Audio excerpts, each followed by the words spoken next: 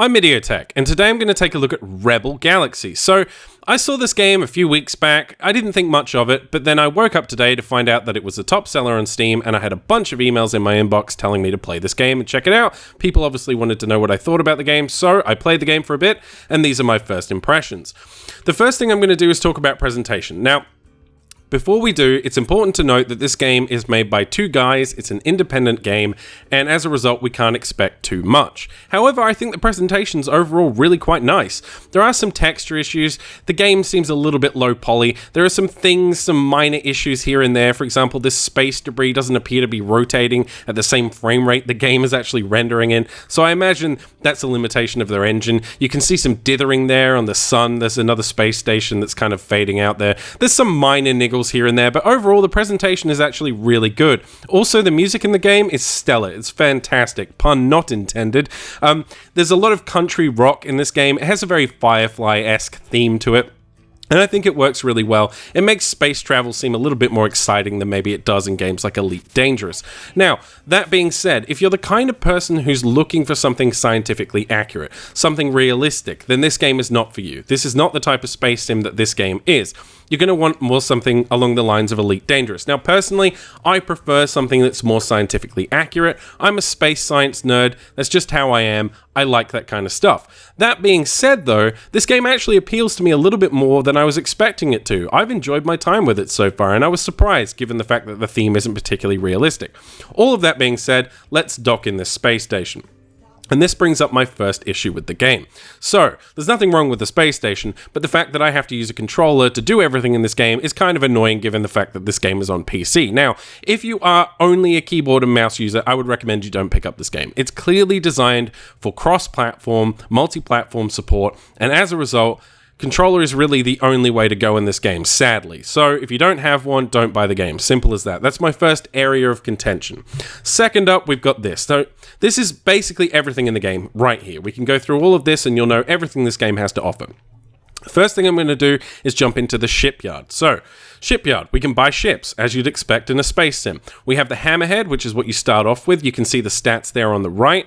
We have a Mastodon, an Icarus, a Scarab, a Barracuda, and a Manticore. Each of these have different stats and different prices accordingly. So, you can buy ships, as you'd expect in a space sim, right? We can also equip those ships with weapons, defensive modules, and components. So if we go into weapons, we have ordnance, broadside, secondary, alpha turrets, beta turrets. I'll show you how all of these work once we get into some combat. You can obviously go across and buy more stuff. So, you can buy equipment for your ships. That's cool. We've got defensive stuff, so we can upgrade our hull, our shields, and our deflectors. We can buy components. We can increase our engines, our boosters, our warp drives, our cargo holds, etc., etc. There's a lot of stuff here.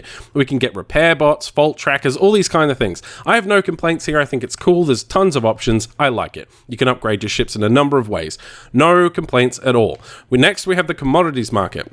So, this is very similar to other games. You can buy high, buy low, sell high, move stuff around, do some space trucking as you'd expect in a space simulator, and it's the same here. Now, there are a few things that are useful. You can see the price of the item in question and the system average, so you know you're going to be able to get a better price somewhere else, which is good. But also, if you look on the right-hand side there, very small text says this item is commonly exported to Rust's City.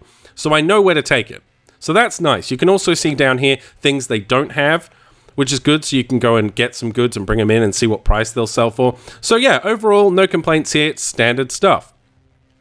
Next up, we have the mission board. So we can pick any of these available missions. So for example, this one has a low risk associated with it. It's a dead drop mission. We've got various missions here. They all have different risk levels, and they seem to be procedurally generated as far as I can tell. Every time I come here, there's a whole bunch of new missions, so that's nice. There's tons of content, lots of stuff to do. No real complaints there. Now, I already have a couple of missions, but I'm going to actually pick this dead drop mission, seeing as it's here, because it's a good example of the combat system. Okay, so I'm going to back out. You can see a mission log as well. Now, there is a story in this game. There is a single player... the whole thing's single player, but there's a story-driven narrative thing in the game. Basically, the concept is you have a relative. She's the black sheep of the family. You haven't seen her for years. She contacts you and says, come meet me here. It's urgent. So you go there. She's not there. You have to deal with a bunch of pirates and bandits and smugglers trying to work out where she is and try and locate her. So that's the overall theme of the game. That's the plot. It's not amazing, but it drives the player along. and progresses you through the game perfectly fine. So in here we have the bartender, the news board. You can hire a mercenary and dismiss your mercenary. So the bartender, if you speak to him, will give you various pieces of information about the system you're in, which I think is nice. Also, every time you have a dialogue conversation in this game, it brings up an interface similar to this. And I think the way the characters are rendered is actually quite nice. It has a toon-shaded, almost Borderlands-esque style to it, which I appreciate. And you can ask him various questions. For example, heard anything about the local market? And he will tell you. So that's okay. And it adds a sense of immersion and makes the galaxy feel like it's full of life. Now, when you have conversations with aliens, it's a little bit more entertaining, and they're very reminiscent of Star Wars, if I'm honest. But, you know, that's fine. It's nice, though. I think that's cool. I think it adds some life to the universe. We also have news, which will tell you about random stuff that's happening in the galaxy, which is cool. We can hire mercenaries, which is very important, and you need to do this. Now, I can talk to this guy, find out about what he's done in the past, ask him some questions, and I can hire him. Now, I already have a mercenary, which I'm going to keep, so I'll move on from there. But that's how the bars work, and each station, has a bar. So that's all good.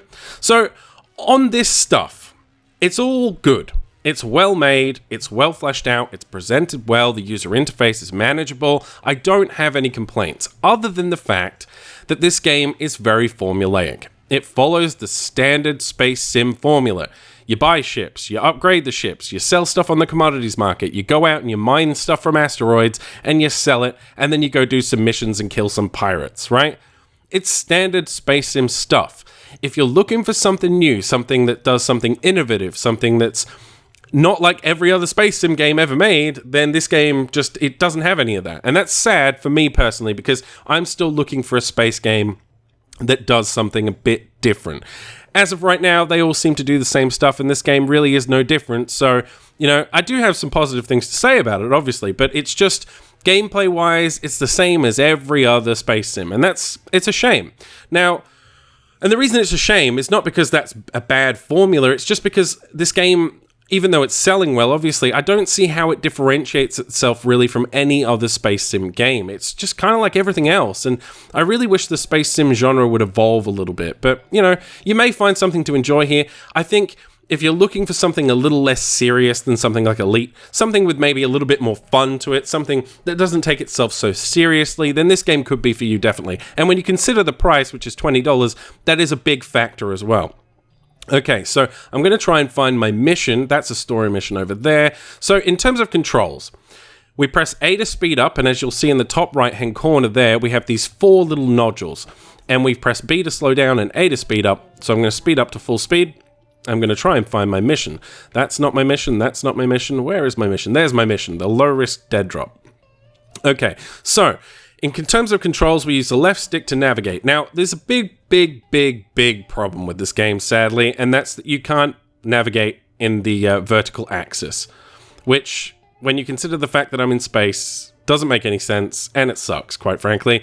Now, everything in a solar system is locked to the solar plane. You know, planets orbit around the sun, and that makes sense, and most of the objects of interest are going to be along that plane. However, in combat, I want to be able to move up and down, man. Like, I want to be able to move up and down to avoid debris, and you just can't do that. And what it does is it ends up making me feel like I'm controlling a ship on the ocean rather than a spaceship in space. And I think that's a shame.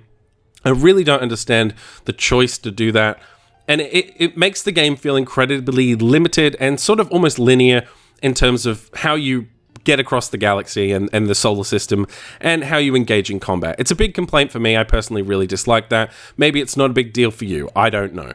Other than that, though, we have flat cannons, so I can press X. That will initiate my flat cannons to avoid me being hit by missiles, which is nice. And I have the Y button, which brings up the command dial. Now, I'll show you more of this once we get into the next area, but it's an important aspect of the game, and I will explain it to you. Okay, so now we're at full speed. You can see that my indicators up in the top right-hand corner have turned orange, and that means I can now engage warp drive. But before I do, there's one final control, and that is the boost system. So if I press down the left stick, it engages my boost meter, and as you can see in the top right-hand corner, it starts to run out. So that just gives me a quick boost drive, essentially. All right, I will now engage my warp drive by holding down the A button. You can also see there's a map in the bottom left-hand corner there that combines some of my shields and hull elements into it as well. So that's useful too.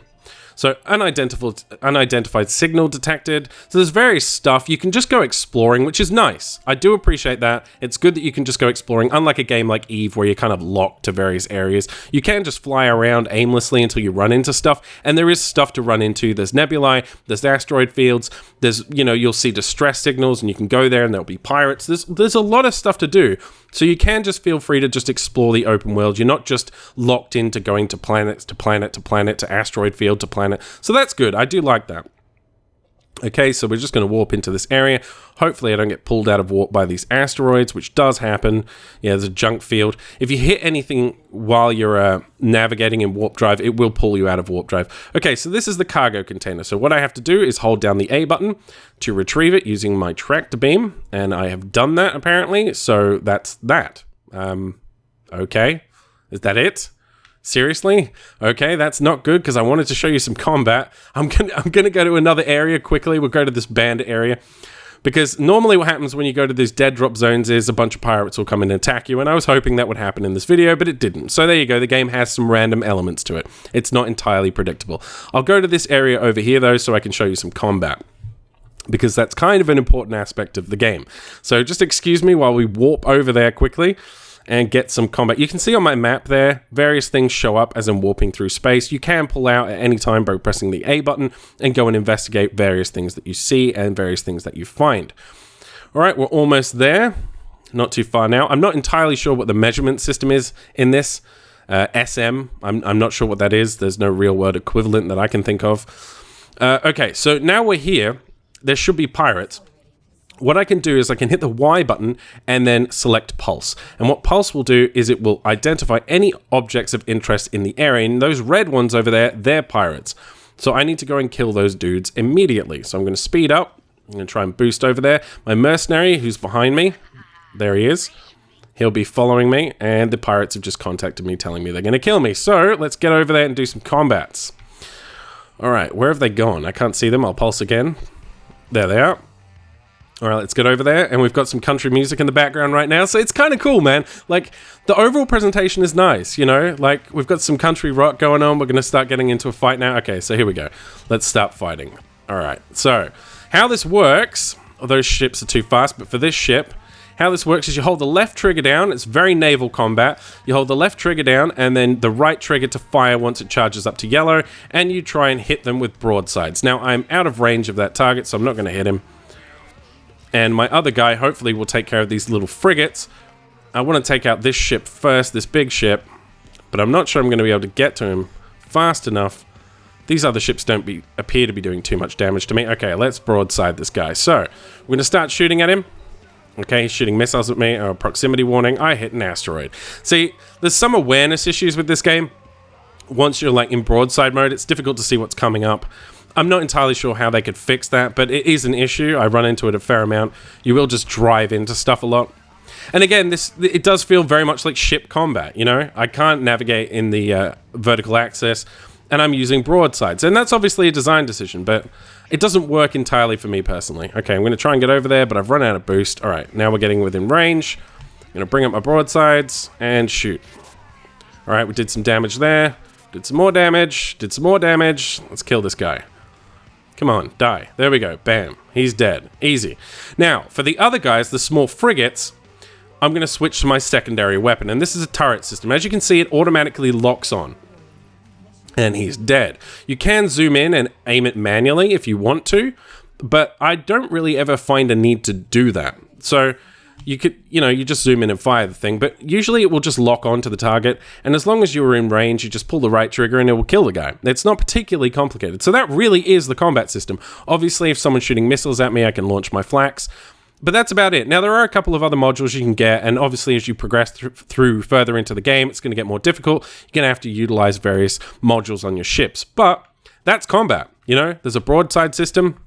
Like this, you hold the left trigger, you wait for it to charge, and you fire, and there is a turret-based system where it automatically locks on, and you fire, or you can shoot it whatever you want manually. And that's it. That's combat. Now, it's not that deep, if I'm honest. It's fun. I enjoy it, but I'm not sure how long I will continue to enjoy it for. Do you know what I'm saying?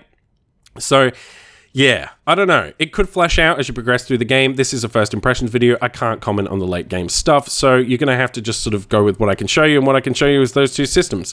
It's not hugely deep. However, I do find it enjoyable. So, you know, I don't really know what to say about it. It's fun, but I'm concerned about its longevity and its depth going forward. There's a cargo container there I want to pick up if I can get close enough to it. Hopefully I can. There's a bunch of mines around it. So these mines suck. They will continually, once you get within range, they sort of fly at you like this and hit you, and it's bad, and it destroys your shields. I'm not going to bother. All right, so we'll get out of here. So now I've completed 2 missions, and I just need to fly back to base and hand in the cargo I've picked up. And that's it, really. Now, obviously, the story missions are slightly different, but that's the game. It's a space sim. If you were expecting anything different, anything innovative, anything new, you're not really going to get it here. You're going to get a nice theme, one that's slightly less serious, one that's slightly less scientifically accurate, and a game that focuses more on like naval warfare really than it does space warfare. But it's a nice game. It's presented well, you know. The price makes it more compelling than maybe Elite Dangerous for people who maybe don't have the money or aren't looking for something as hardcore and as serious as Elite Dangerous. So it's not the best game I've ever played in this genre. It's just not. But it isn't a bad game, and it does have a lot to offer. It's just not really for me, you know, and it may not be for you. It may be for you. I don't know, you know. I think this, when it comes to space sims, they're kind of all the same at this point. I'm going to speed out of this area before these dudes kill me. But they're kind of all the same, really, honestly, at this point. So it's really a matter of thematics.